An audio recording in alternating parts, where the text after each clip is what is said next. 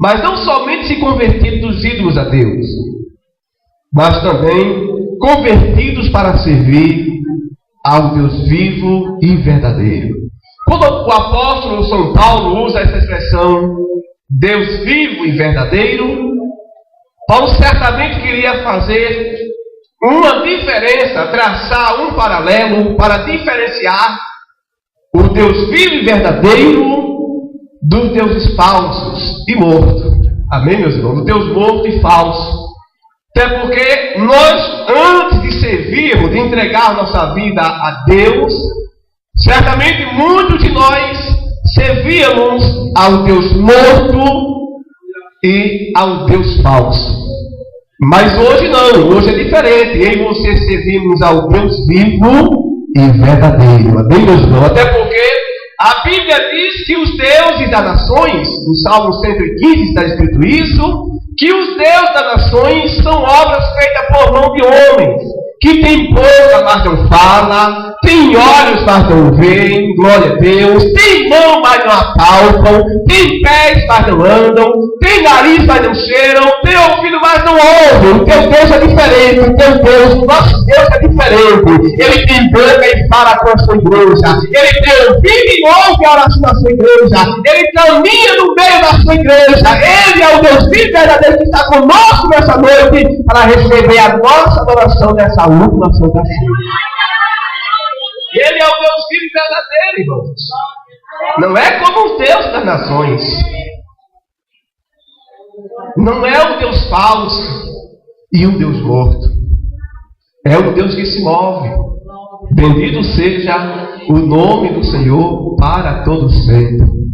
Na antiga aliança, não sabem que a presença de Deus era revelada lá na arca da aliança, na tampa chamada de propiciatório, onde estavam os dois querubins com os seus rostos voltados para baixo, com as suas asas estendidas, e as extremidades das asas dos dois querubins se tocavam, se encontravam, e diz a Bíblia que do meio dos querubins emanava uma luz luminosa chamada de Shekinah. Hoje não é mais preciso ter um querubim, irmão, porque Jesus está no nosso meio. Hoje não é mais preciso porque o Espírito Santo está no meio de cada um de nós, habitando no meio do teu coração. O Deus vivo está no meio dessa igreja. O apóstolo São Paulo diz: vocês já se converteram a Deus. E agora vocês estão prontos para servir ao Deus vivo e verdadeiro. É sobre esse assunto que eu queria falar nesta noite. O nosso Deus, ele é o Deus vivo e verdadeiro, irmãos. Deus vivo. A expressão Deus vivo refere-se não somente à existência de Deus, mas também ao poder criador de Deus.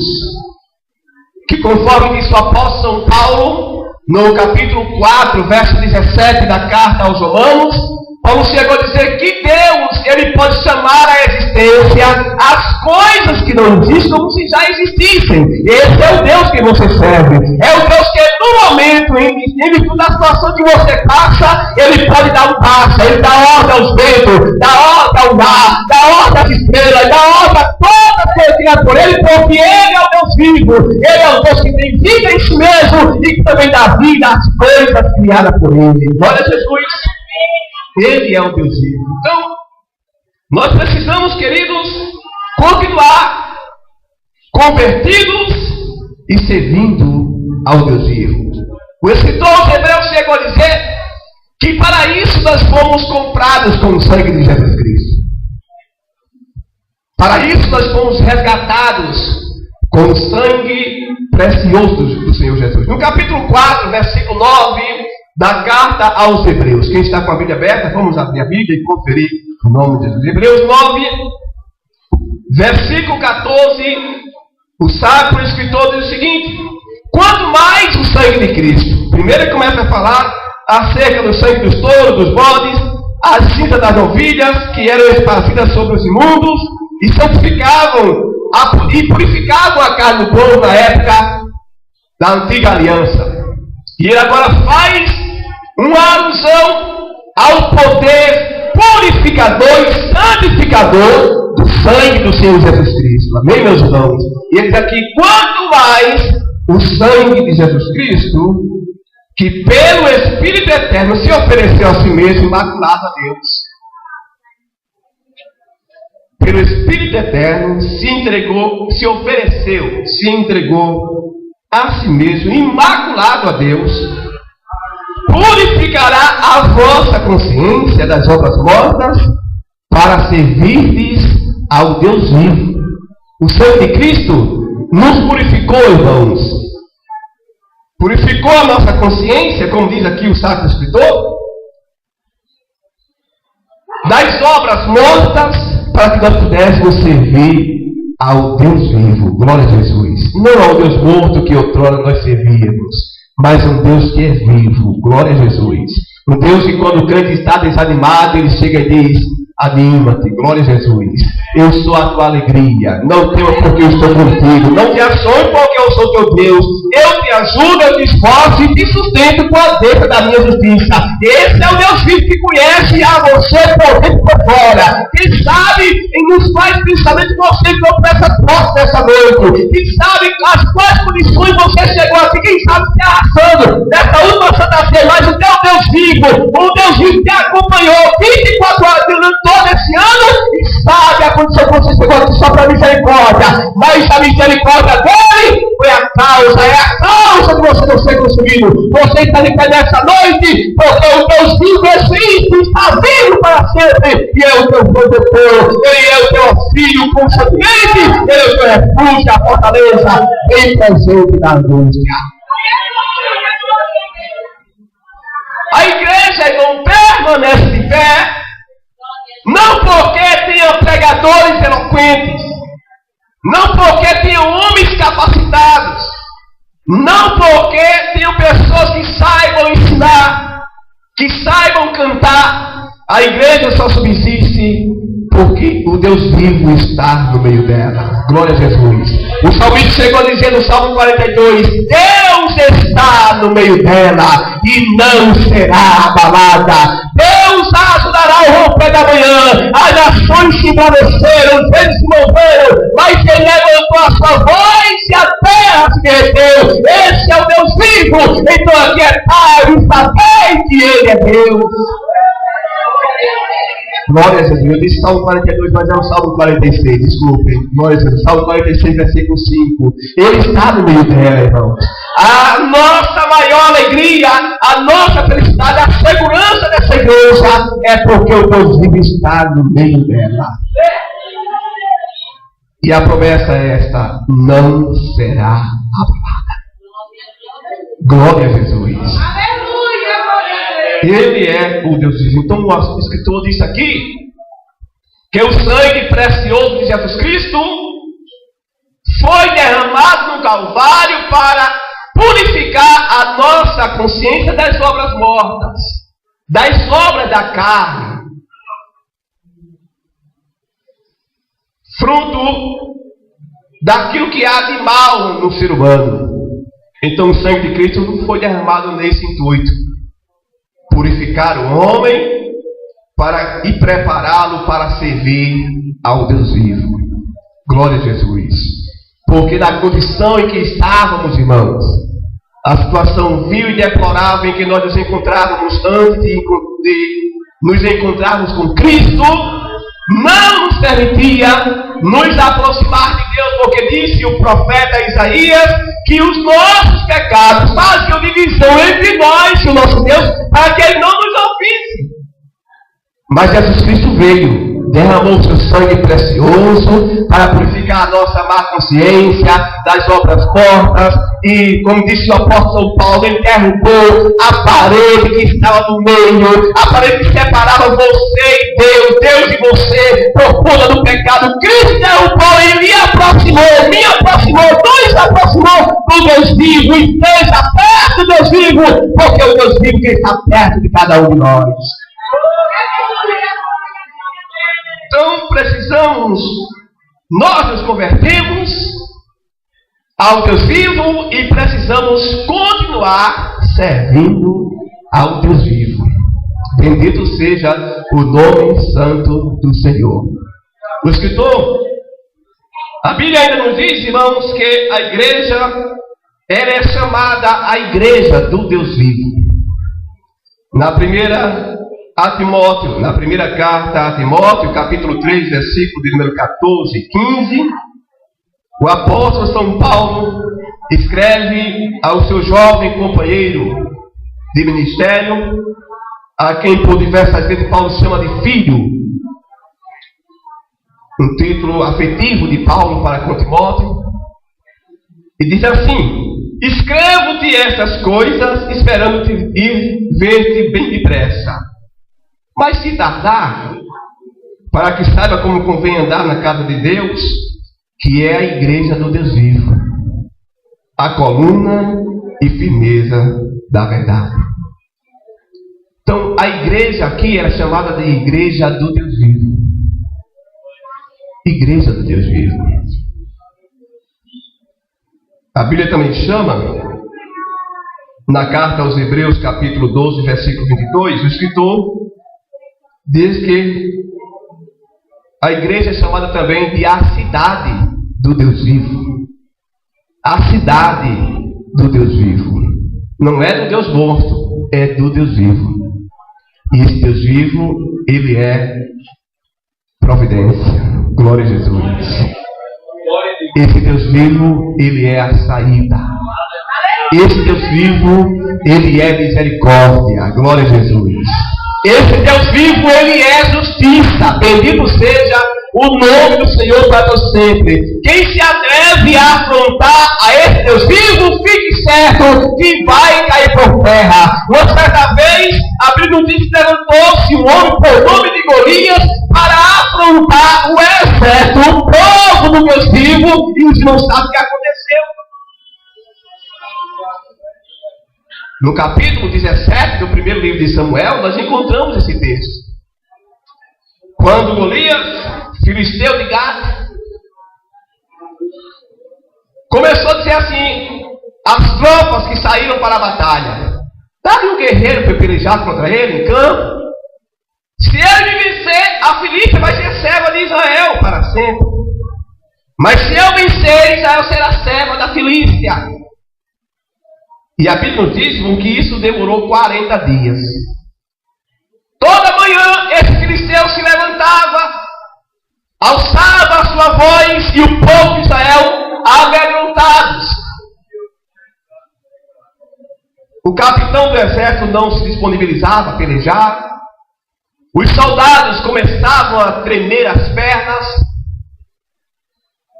Mas Davi foi enviado por seu pai Jessé para saber como estavam os seus irmãos, que também haviam sido convocados para aquela guerra. Os que conhecem a história. Levou queijo para os capitães de milho, levou pipoca, milho tostado, como a Bíblia diz, levou uma série de coisas para o povo.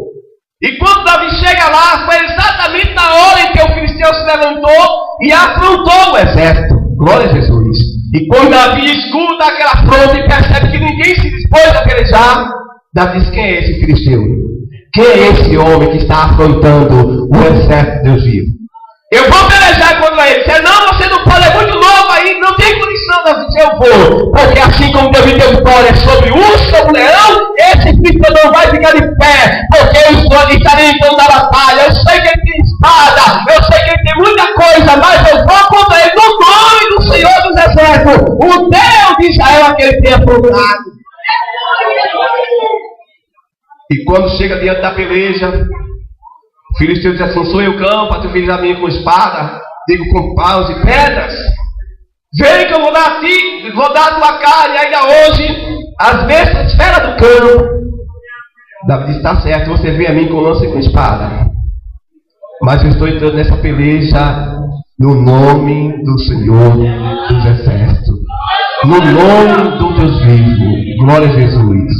Quem afronta esse Deus vivo, irmão, fique certo que a derrota é certa. Por isso, eu quero dizer nessa noite, quem lhe afrontar, quem quiser lhe afrontar, lhe chamar a terreiro, não está comprando briga com você, está comprando briga com o Senhor dos Exércitos, o Deus vivo, que é o teu filho, que é o teu escudo, Glória a Jesus. Uma certa vez Senaqueribe se meteu a afrontar a esse Deus vivo. No capítulo 36 e 37 do livro do profeta Isaías, a Bíblia diz que Senaqueribe, rei da Assíria, envia o seu servo, o comandante do exército, por nome de Rabsaque, com cartas de afronta ao rei Ezequias e ao povo de Judá. Carta essa, irmão, que fez com que todo o povo ficasse com medo. Porque Senaqueribe dizia assim: não pense em Ezequias, e ele não diga ao povo que você vai pelejar por ele, não, porque nessa briga já está certa, a vitória é minha. E começou a dizer assim: olha, eu invadi a nação tal, destruí o Deus tal, fui em tal nação, também destruí o povo, fiz dele servo para nós. E até perguntou: e quem é o Deus de vocês para livrar das minhas mãos? Só que ele esqueceu, irmão, que tinha afrontado o Deus vivo, não o Deus morto. Ele entrou uma vez, como ele mesmo disse aqui no capítulo 36. Por favor, abra a Bíblia. Isaías 36. Estou falando nessa noite do nosso Deus, porque Ele é o Deus vivo. No capítulo 36, versículo de número 18, está escrito aqui: não vos engane, Ezequias, dizendo: o Senhor nos livrará. Porventura, os deuses das nações livraram cada um a sua terra das mãos do rei da Assíria? Dizia mais: onde estão os deuses de Amate e de Arpade? Onde estão os deuses de Sepharvaim? Porventura livraram eles a Samaria das minhas mãos? Quais são eles dentre todos os deuses desses países? Os que livraram a sua terra das minhas mãos, para que o Senhor livrasse a Jerusalém das minhas mãos? E diz a Bíblia que o povo se calaram diante dessa afronta. Até porque havia uma ordem do rei, no versículo seguinte diz isso, que havia uma ordem do rei para que o povo não respondesse.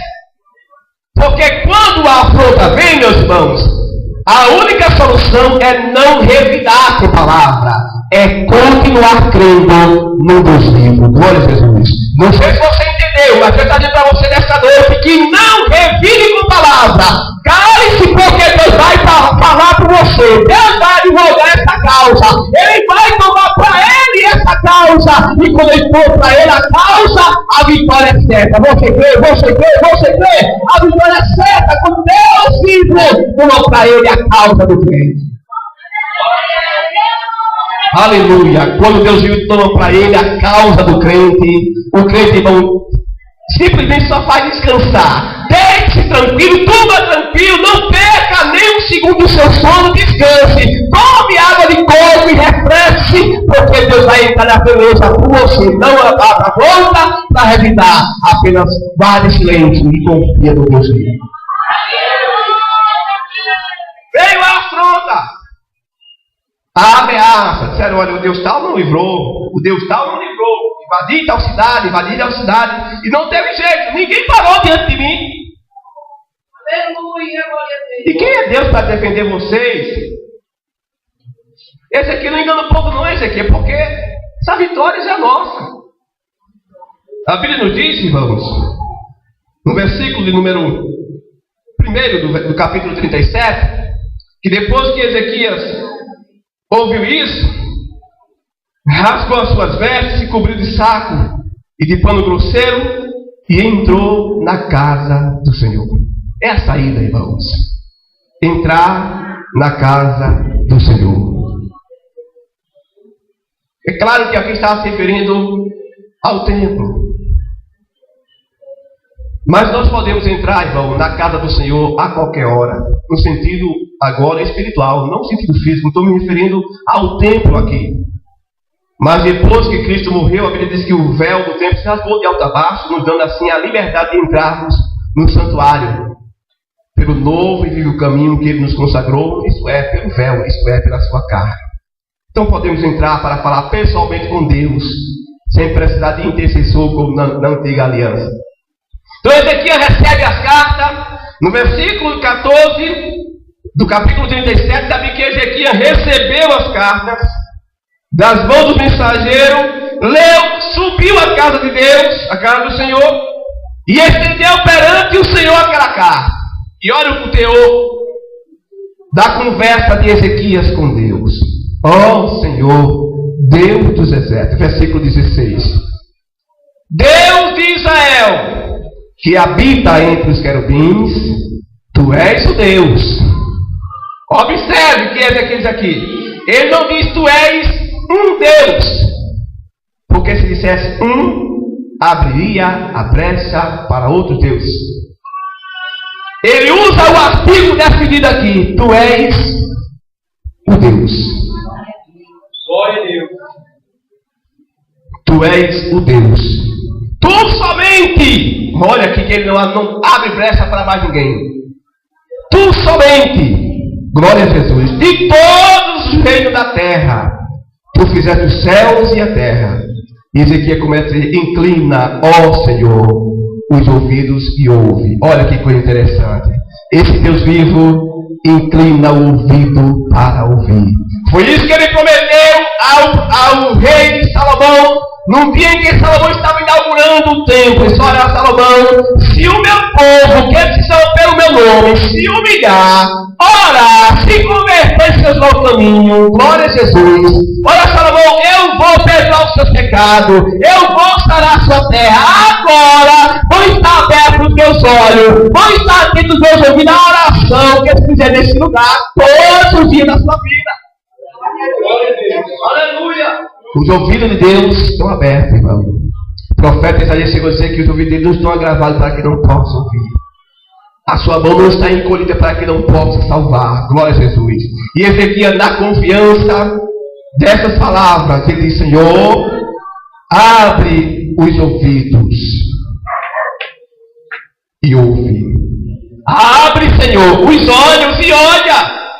E ouve todas as palavras de Senaqueribe, as quais ele mandou para afrontar o Deus. O Deus o que, irmãos? O Deus o que? Para afrontar o Deus vivo.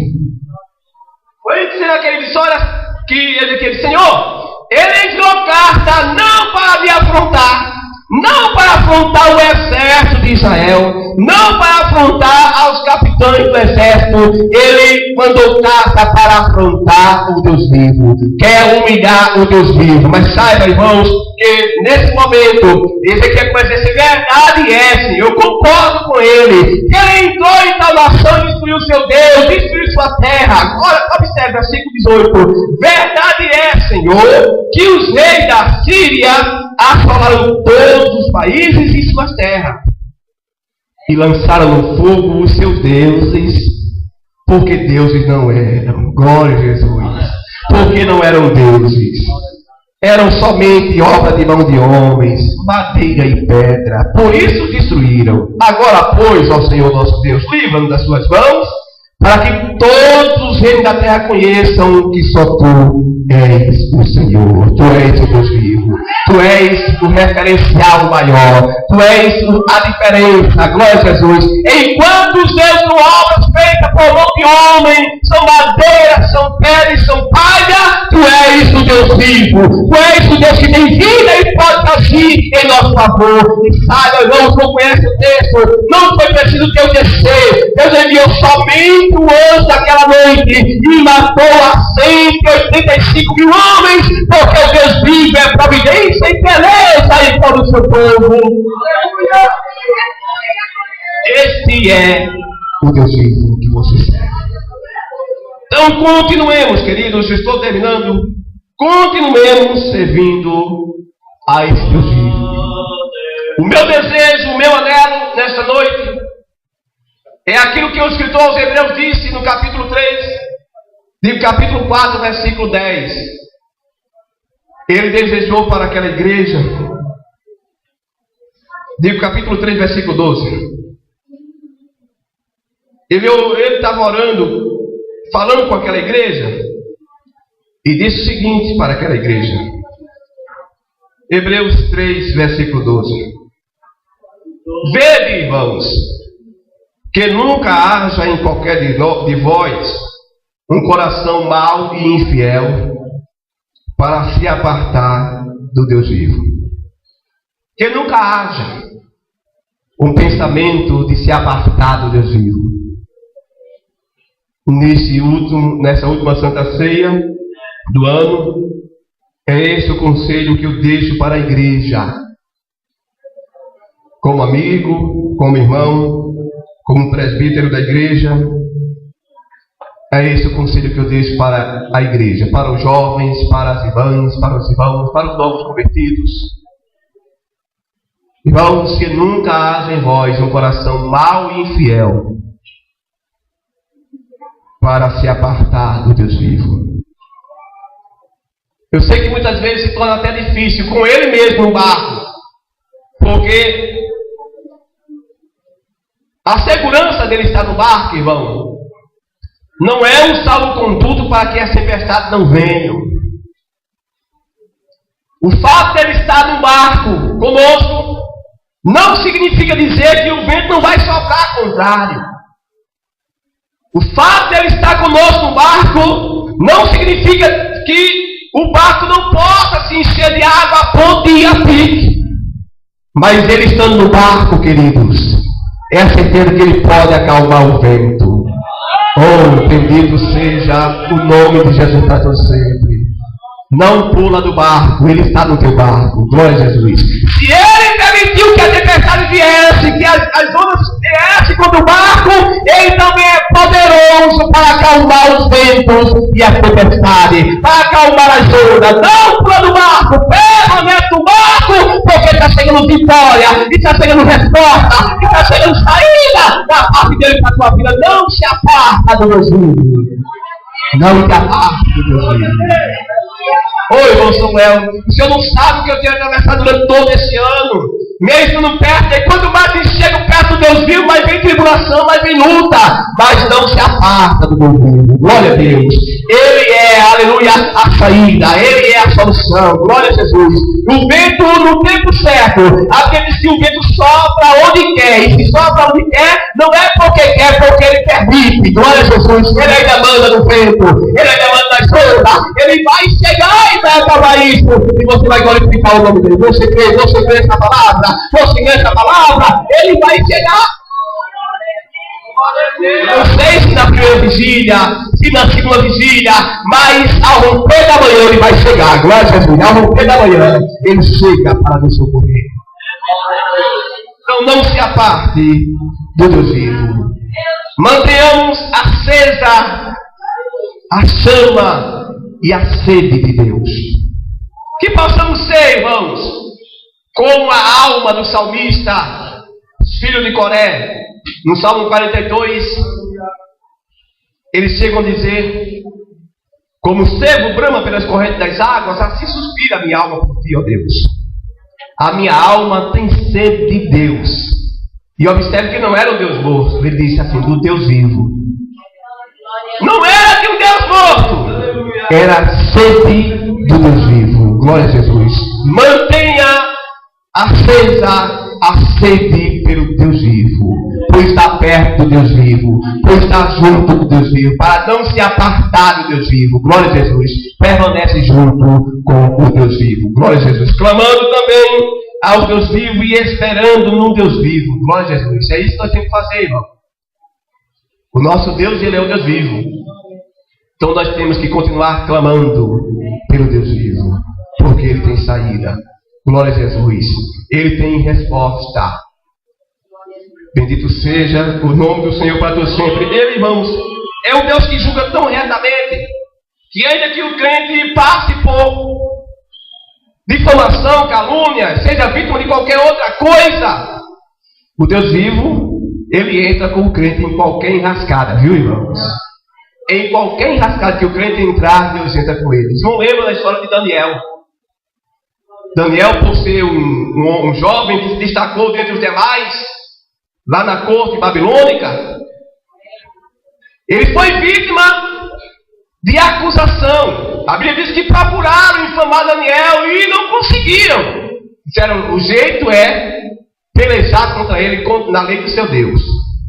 Ele é hebreu, a sua religião é uma religião monoteísta, só adora ao único Deus. Então é um jeito da gente arrumar aqui alguma brecha para que esse Daniel não prospere, para que Daniel não vá à frente. Glória a Jesus. E foram até o rei e disseram: rei, vamos aqui lavrar um edito, uma lei aqui, para que ninguém busque a outro Deus, faça oração a outro ser, senão a ti, rei, durante 30 dias. Os irmãos conhecem a história. E o rei, sem saber de nada, assinou aquela lei. E a Bíblia diz que quando Daniel soube, capítulo 6, versículo 10, quando ele soube que aquela lei estava assinada, a Bíblia diz que ele foi para a sua casa, abriu a janela para a banda de Jerusalém e começou a fazer a sua oração 3 vezes ao dia, como Dantes costumava fazer. E foram lá espiar a vida de Daniel, levaram o relato ao rei, disseram ao rei: a tua lei é uma lei, segundo a lei dos médicos, que não pode ser revogada. Daniel está lá orando, buscando ao Deus dele. A sentença é ser morto, é ser jogado na cova dos leões. E a Bíblia diz que o rei ficou penalizado por Daniel, chamou Daniel, Daniel não negou, demonstrou que estava adorando a Deus mesmo, buscando a Deus. A Bíblia diz que o rei pelejou, fez de tudo para livrar Daniel, mas não conseguiu. Mas a fé de Daniel já tinha influenciado até mesmo o rei, irmãos. A fé de Daniel, a conduta de Daniel já havia influenciado até mesmo o rei. Porque quando o rei leva Daniel para a cova, junto com os acusadores, antes de lançar Daniel na cova, irmãos, no capítulo 6, abra a Bíblia, Daniel capítulo 6, estou terminando com esse texto, né? Capítulo 6 de Daniel, versículo de número 20, diz assim, versículo 19: e pela manhã cedo se levantou, deixa eu ver aqui, versículo 16, desculpem, e falando o rei, disse a Daniel: o teu Deus, a quem tu continuamente serves, ele te livrará. Olha que confiança do rei. Havia sido influenciado pela fé de Daniel. Glória a Jesus. E foi trazida uma pedra, os irmãos sabem o que aconteceu. E o rei naquela noite não conseguiu dormir. E quando amanheceu o dia, versículo de número 19, está escrito: e pela manhã cedo se levantou e foi com pressa à cova dos leões. E chegando-se à cova, chamou por Daniel com voz triste, e falando o rei disse a Daniel: Daniel, servo do Deus vivo. Olha que coisa interessante. Daniel, servo do Deus vivo. É o reconhecimento do rei que o Deus de Daniel não era um Deus morto, era um Deus vivo. O Deus dessa igreja também é um Deus vivo. Amém, meus irmãos? Acabando, labracaio, choro. O teu Deus é o Deus vivo, irmão. Então levanta a cabeça. Levanta a cabeça, porque aonde você entrar, o Deus vivo também entra. Glória a Jesus. Aonde você bota o pé, o Deus vivo também bota. Glória a Jesus. Você não está sozinho, o Deus vivo está ao teu lado. Levanta a cabeça e prossegue. Não te aparta do Deus vivo. Daniel, servo do Deus Altíssimo, dá-se ao caso que o teu Deus tenha te podido livrar dos leões. Então Daniel falou ao rei, disse: vive para sempre, ó rei. O meu Deus enviou o seu anjo e fechou a boca dos leões, para que mim não fizesse dano, porque foi achada em mim inocência diante dele, e também contra ti, ó rei, não tenho cometido delito algum. Versículo 26. Depois que o rei ouve isso, vê a inocência de Daniel, e vê a sagacidade dos homens que lhe acusaram, que induziram o rei a lavrar aquela lei contra Daniel, disse: não, agora, já que Deus livrou Daniel, vou lavrar uma outra lei aqui. Olha, irmão, versículo de número 26. Da minha parte, dizia o rei Dario, da minha parte é feito um decreto, pelo qual em todo o domínio do meu reino, os homens tremam e temam perante o Deus de Daniel, porque ele é um Deus vivo, oh glória, ele é um Deus vivo. Acabando, labra eu fui acabando. Ele é o Deus vivo. Foi o rei. Olha, irmão, isso aqui não era um crente falando, isso aqui era um homem que certamente adorava outros deuses. Ele dizia assim: olha, da minha parte é feita uma lei, um decreto, pelo qual em todo o domínio do meu reino, em todas as casas, onde vier uma sopona, todo homem vai ter que temer e tremer perante o Deus Daniel, porque o Deus Daniel é o Deus vivo, é o Deus vivo, é o Deus vivo que está conosco nessa noite, irmãos. Dá labracaio, surica labracamanto. É o Deus vivo que está conosco. Oh, bendito seja o nome do Senhor para todo sempre.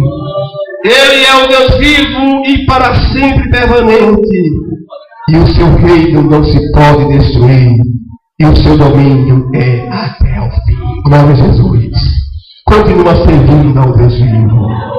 Aleluia! Que a nossa alma continue com sede de Deus vivo, irmãos. Que possamos estar perto de Deus vivo e Ele vai estar nos abençoando. Deus abençoe a igreja, em nome de Jesus. Amém. Glória a Deus. Glória a Deus.